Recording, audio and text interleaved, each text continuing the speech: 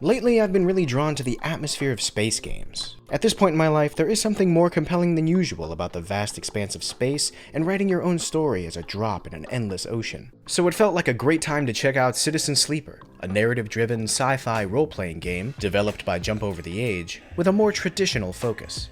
In Citizen Sleeper, you assume the role of a sleeper, best described as an autonomous individual with an artificial body, called a frame, and an emulated consciousness scanned from a living human's mind. Sleepers are leveraged as a form of reusable labor within corporations like S&ARP, and despite their sentience are treated as property. The existence of sleepers is complex, with the body and mind being emulations of a living person while also being fully synthetic. As a result of that emulated biology, sleepers are often unsure of their existence and strive for more than being cogs in a machine. With a low chance of success and the stakes being life and death, some sleepers attempt to escape from their corporate overlords at S&ARP, which is precisely what the player character does. At the beginning of the game, you select one of three classes: Machinist, Operator, and Extractor. Each class has a bonus to one stat and a penalty to another that help dictate which types of actions you will have advantage on in the early game. There are 5 different stats that every action can belong to: Engineer, Interface, Endure, Intuit, and Engage. Your stats in Citizen Sleeper aren't numerical values, but are in a tiered structure broken into sections with different skill point costs. Each skill has 2 perks that can be unlocked, and a bonus of up to +2 for stat check values. All of the events in Citizen Sleeper take place on a space station known as Erlen's Eye.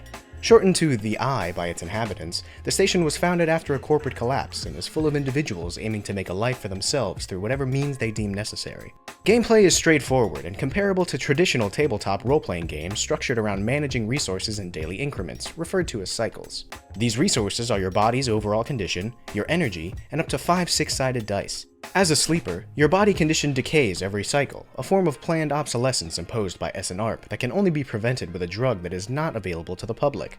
As you lose condition, you obtain a fewer number of action die each cycle, with your dice slots being directly correlated to the condition meter. If your condition falls below a dice slot, you will not receive a roll value for that slot at the start of a cycle. If you want to ensure you have as many action die as possible, you need to figure out how to maintain your condition. Energy is effectively your hunger and acts as a buffer to prevent further reducing your condition. You can increase your energy through eating or with specific actions, and being in a starving state accelerates condition loss.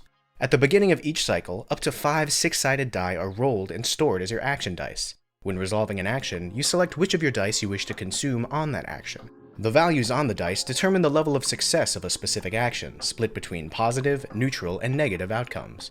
The outcomes are described within the game as neutral being good, positive being better than expected, and negative being the worst possible result. Higher values are more likely to have a positive result, with the maximum value of 6 guaranteeing a positive outcome. Actions can be found in various locations around the Eye, with more locations made available as you explore and gain access to more sections of the station. Navigation around the Eye is performed from a bird's-eye, top-down perspective, where you rotate the Eye to reveal nodes that represent each location. Each node has specific actions that can be performed, either by spending dice or by applying items from your inventory. All actions have some reward, providing items, currency, or progress toward quests, called drives, in your possession. Drives are the primary means of narrative progression in Citizen Sleeper. As you meet characters around the Eye, you will obtain drives tracking tasks that you aim to complete.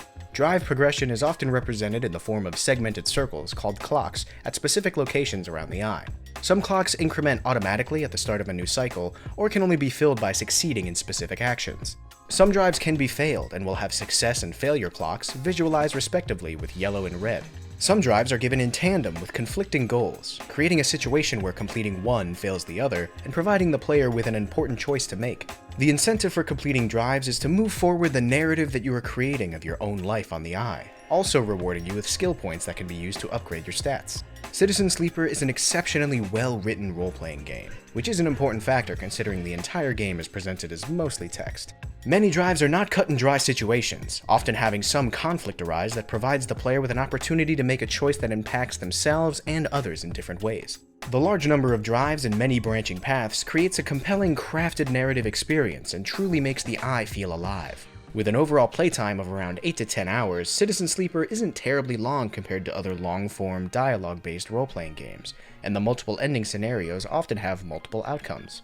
All of these factors combined greatly increase the replayability of Citizen Sleeper and subtly encourage it through clever writing, informing the player that even as one path ends, there is another left unresolved. Another point I think is worth mentioning is that Citizen Sleeper operates entirely with autosaves. While this does create a feeling of lasting consequence and provides a gravity to each decision, it does also make it impossible to save and attempt actions that some fans of narrative RPGs may desire. While I was never in a position to try and maximize positive outcomes, there were instances in the early stages of the game where I wished I could manually save when I wasn't sure what path I wanted to take. It does make sense to primarily use autosaves within the defined mechanics of Citizen Sleeper, and once again, coupled with the relatively short playtime, adds to the replayability of the game. Overall, Citizen Sleeper is an excellent role-playing game that succeeded in immersing me in the game world and role-playing as my created sleeper.